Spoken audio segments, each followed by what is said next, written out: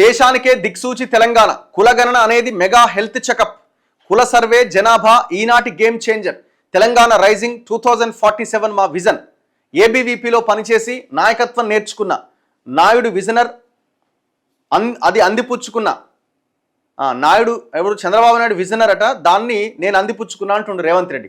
వెనుకబడ్డ ప్రాంతాల్లో విద్యా వైద్యం అదే నా మొదటి ప్రాధాన్యత.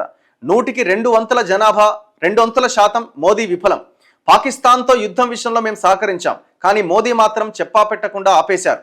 దేశ భద్రత విదేశీ వ్యవహారాల్లో మోదీ ఫెయిల్.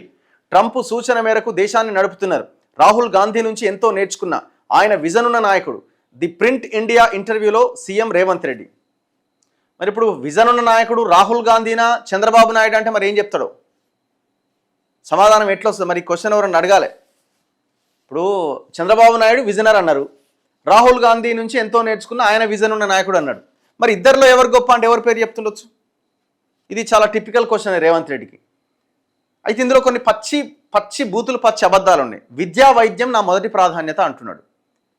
మరి ఆ ఉన్న యాంకర్ అడగాల, మరి ఎందుకయ్యా నువ్వు 7% పెట్టిన విద్యకి 4% పెట్టిన వైద్యానికి అని అడగాల. వాళ్ళకి ఏం తెలుసా నేషనల్ మీడియా వాళ్ళు ఏదో రాసుకున్న క్వశ్చన్ 4-5 టకటకటగా అడిగేస్తారు. మనం అడుగుతాం కానీ మనకి ఇంటర్వ్యూలు ఇయ్యరు కదా. వీళ్ళు గతంలో ఇచ్చేవాళ్ళు ఏమని ఇప్పుడు ముఖ్యమంత్రి అయిన తర్వాత మళ్ళీ అన్ని అడుగుతా కదా, ఇయ్యరు కదా. అప్పుడంటే ఏదన్నా అవతల గవర్నమెంట్ మీద మాట్లాడడానికి ఇస్తారు. విద్యా వైద్యం నా మొదటి ప్రాధాన్యతని ఎంత ఓపెన్గా నేషనల్ మీడియా ముందు మీరు గింత పచ్చి అబద్ధం మాట్లాడితే ఎట్లా? కేసీఆర్ ఏమో ఆనాడు గురుకులాలు అని చెప్పి కనీస బడ్జెట్ లేకుండా సౌకర్యాలు లేకుండా గురుకులాలు పెడితే వాళ్ళ పిల్లలు చచ్చిపోతున్నారు. నువ్వేం చేస్తున్నావు? ఇప్పుడు ఆయన 600 స్కూళ్ళు పెట్టి కదా, నేను ఇంకోటి స్టార్ట్ చేస్తాను ఇంటిగ్రేటెడ్ స్కూల్ అని స్టార్ట్ చేసిండు. కొడంగల్ మదిర ఇంకో 3 దాంట్లో పోయి పునాదులు తీసి ఎంత కుంకుమ తల్లి వచ్చినావు. ఇంతవరకు అవి ఏమైనా గోడలు లేచినాయా? ఇట్లా మేము 4000 కోట్లతో నియోజకవర్గానికి 200 కోట్లతో ఇంటిగ్రేటెడ్ స్కూల్ కడతామని ఓ ప్లానింగ్ చేసిరు. అది ఎప్పటికి కావాలా? ఉన్న స్కూళ్ళ సంగతి ఏంది? ఉన్న విద్య మీద బడ్జెట్ ఏంది? వైద్యం మీద బడ్జెట్ ఏంది? గవర్నమెంట్ హాస్పిటల్ల సిచ్యువేషన్ ఏంది? ఇంత భాగోతము బరిబాతలు మనకు కనబడుతున్న ఈ క్రమంలో విద్యా వైద్యం నా మొదటి ప్రాధాన్యత అంటే ఎట్లా మిమ్మల్ని నమ్మేది?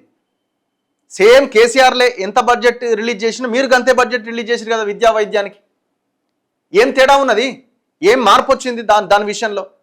మళ్ళీ అక్కడ నేషనల్ మీడియాతో పచ్చి అబద్ధాలు.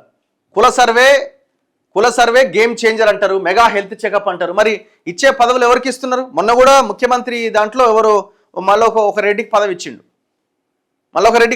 మొన్న ఈ ఏ మాటలకి చేతలకు పొంతన ఉండదండి లీడర్లకి. ఈయన కూడా కాదు, అందరు నాయకులు అంతే.